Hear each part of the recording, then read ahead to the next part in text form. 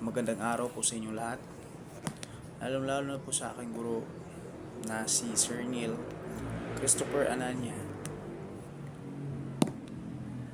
Una sa lahat, ako po ay magpakilala sa inyo. Ako si Joey D. Bustamante. Ngayon, gusto ko pong ibahagi ang aking karanasan sa paggamit ng SQ4R method. Para sa akin, isa itong estratehiya na ginagamit ko para mapabuti pa lalo ang aking pag-unawa sa pagbabasa. Ang SQ5R ay kumakatawan sa survey, question, read, recite, relate, at review.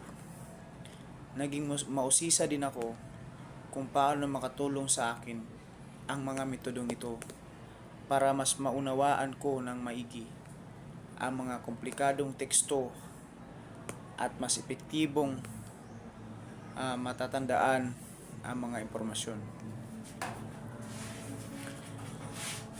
So bago ko simulan, inaasahan ko medyo mechanical ang SQ5R. Ngunit laking gulat ko kung gaano ito nakapag-inganyo sa proseso ng pagbabasa. Ang hakbang ng survey ay nakatulong sa akin na magkaroon ng pangkalahatang ideya sa material at hakbang ng question. Nag-udyok sa akin na mag-isip ng critical tungkol sa binabasa ko.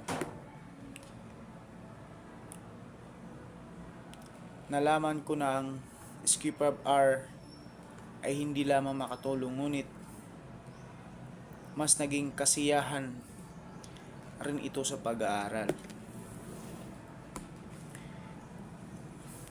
Isa sa mga hamon na aking hinarap ay ang paglaban o paglaan ng oras para lubusang i-review ang material ng regular. Minsan, pakiramdam ko ay napakaraming oras ang ginugol ko sa isang hakbang, ngunit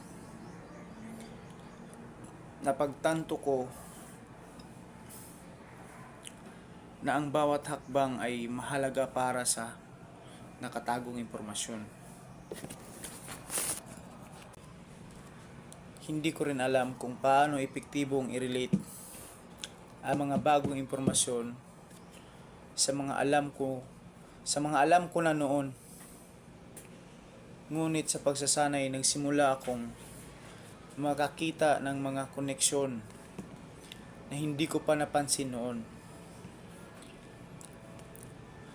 Matapos gamitan ng SQ5R ng palagian, napansin ko ang malaking pagbubuti sa aking pag-unawa at pagtatago ng impormasyon sa pagbabasa, ngunit may mga oras na komplikado sa aking pagsasanay. Kaya ayon, hindi umangat ang aking mga marka, ngunit yan ang gusto kong mas maunawaan kung paano gamitin ang SQ5R para mas tumaas pa ang aking marka sa paaralan.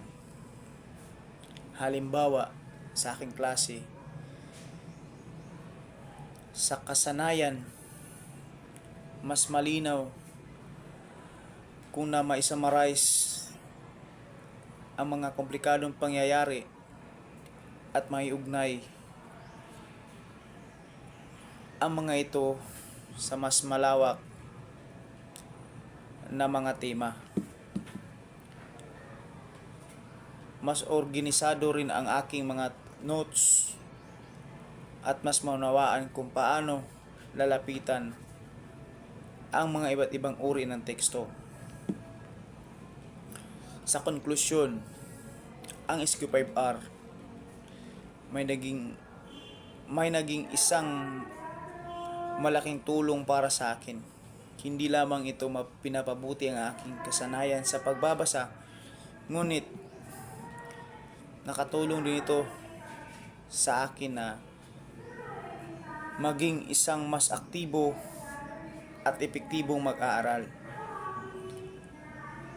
Plano ko at gagawin ko na gamitin ang metodong ito sa lahat ng aking pag-aaral.